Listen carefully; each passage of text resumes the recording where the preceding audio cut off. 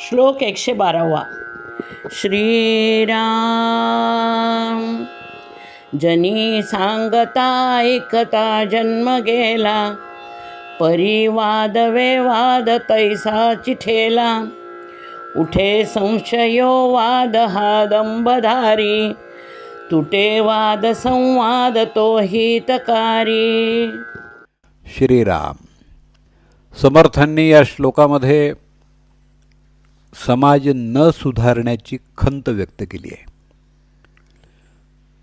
पूर्वीच्या काळातले वाल्मिकी ऋषी, व्यास, मधल्या काळातले ज्ञानेश्वर, तुकाराम महाराज, समर्थ रामदास, अलीकडच्या काळातील रामकृष्ण परमहंस, विवेकानंद, स्वरूपानंद, गोंदवलेकर महाराज, गजानन महाराज, अशा अनेकांनी समाजाला चांगलं काय आणि वाईट काय ते सांगितलं.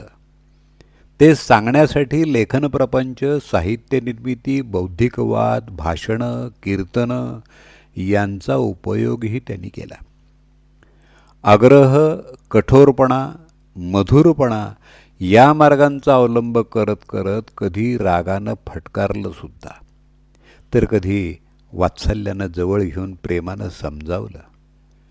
पण असं लक्षात येतं की संतांनी विविध उदाहरणं देऊन अनेकदा सांगितलं तरी सर्वसाधारण माणूस सुधारला नाही. हीच खंत महर्षी व्यासांनी आणि अलीकडच्या काळातल्या श्रीधर स्वामींनी सुद्धा व्यक्त केली आहे.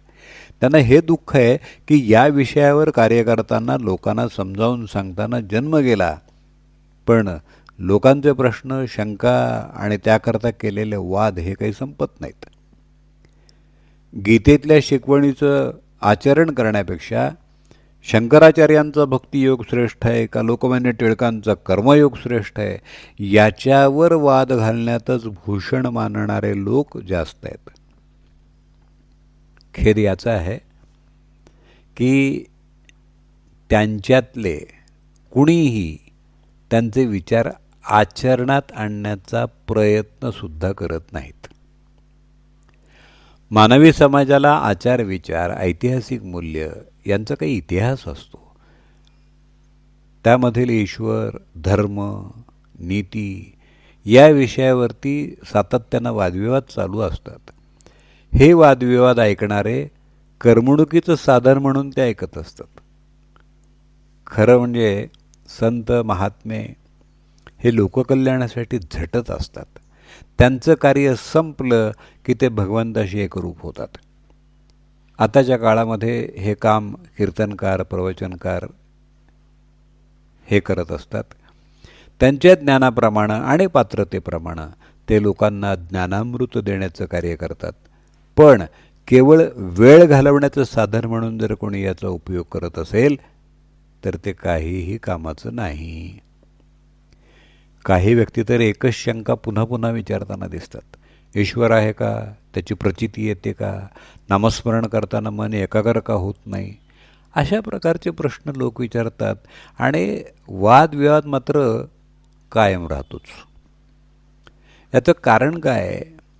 याचं कारण समर्थ पुढच्या चरणामध्ये सांगतायत की एखादी गोष्ट संत महात्म्यांनी सांगितली, समाजाला पटवून दिली, तरी लोक त्या विषयावर पुन्हा पुन्हा वाद घालतात. कारण कितीही सांगितलं तरी त्यांचा संशय मिटत नाही. आणि यासाठी समर्थ सांगतात की जो वाद मिटलेला असतो पण परत परत कोणीतरी उकरून काढतो, तो खोडून काढला पाहिजे. ते त्या वादाला दंभधारी असं म्हणतात. दंभ म्हणजे जे मुळात नाही त्याचा आव आणून ते दाखवत राहणं. उदाहरणार्थ, शिवाजी महाराजांच्या काळामध्ये त्यांनी समर्थांना एक किल्ला आणि मठांसाठी काही जागा दिल्या. त्यासाठी इतिहासात नोंद असणारी कागदपत्रंही आहेत. पण अशावेळी जर कोणी या विषयावरती वाद घालत असेल तर त्याला ठासून उत्तर दिलं पाहिजे. इतकं करूनही अजूनही कोणी वाद घालत असेल तर त्याला त्या ऐतिहासिक ग्रंथांचा संदर्भ दाखवून दिला पाहिजे. कारण या वादविवादामध्ये फक्त समाजाचं अहित करण्याची मनोवृत्तीच आपल्याला दिसून येते.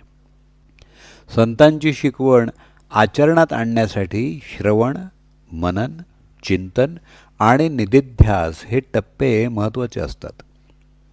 त्यामुळं जीवन बदलतं.